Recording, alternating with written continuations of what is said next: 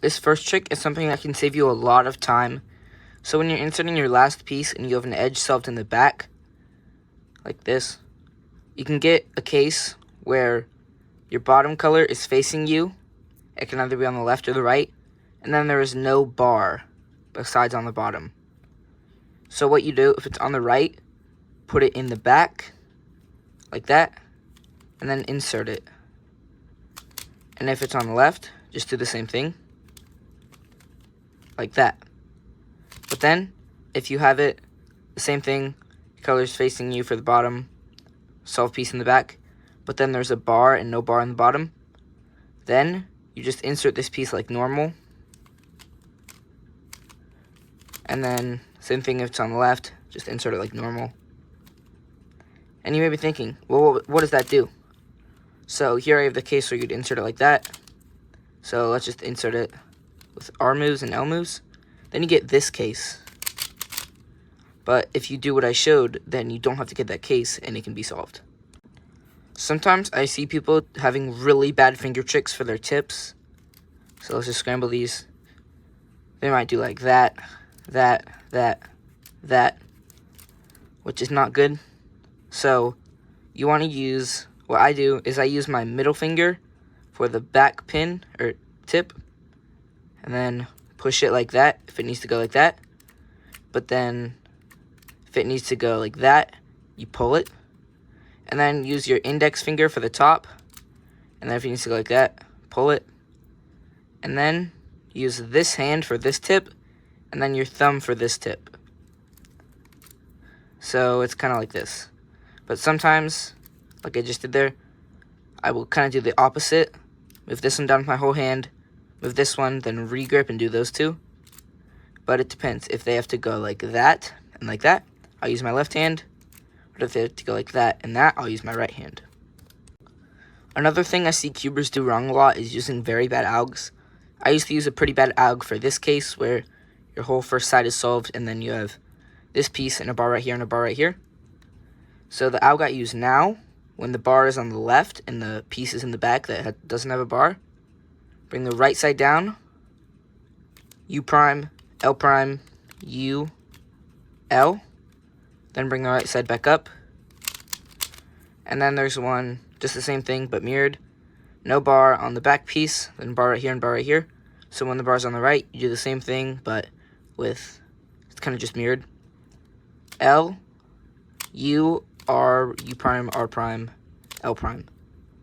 And another alg is this one. Usually I'll see people do something like this.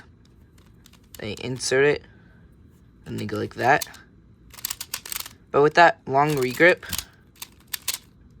it can take some time, and when I did it, I noticed I locked up a lot. So what I do is I kind of insert this piece right here, and then I just reinsert this piece. And that's a lot faster than going like that. When you're inspecting, one thing that you need to be doing is planning how to solve your centers. So sometimes it can be pretty tricky because they're all kind of far away, like on the green centers. But just solve your tips, bring that one in there, and bring those two up.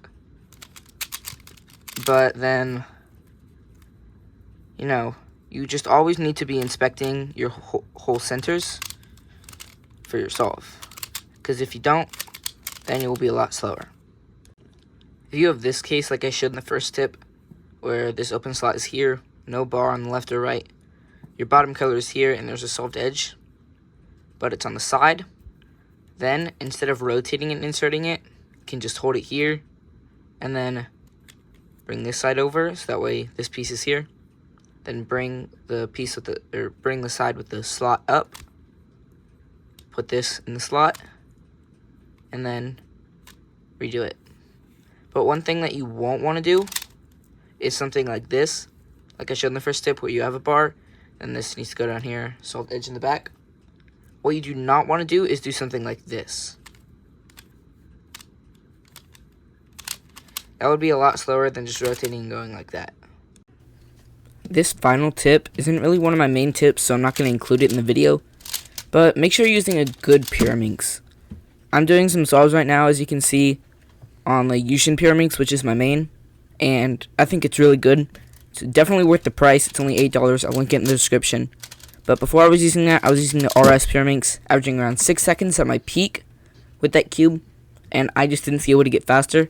And then I got the Yushin one, and I averaged around 4.5 seconds, which is the average that I'm showing right now. But here are some solves from the Meffert's Pyraminx, and that was my first Pyraminx. And I didn't really practice Pyraminx when I got it. I just wanted one. I was averaging 12 seconds in competition, and I was doing really badly with it. And then I started practicing Pyraminx, and I was averaging around 10 seconds. But then I got the RS and averaged around 6 seconds. If you're not too serious about Pyraminx, the RS is good, but it is $1 more expensive than the Yushin, so it's just better to get the Yushin because it's cheaper and better. And if you're wondering, who even is this guy? Is he even eligible to tell us all this stuff? Well, actually, I do have a 3.47 official Pyraminx average in competition, 2.25 single. So, yeah, I think I'm pretty eligible to help you get around 6 seconds.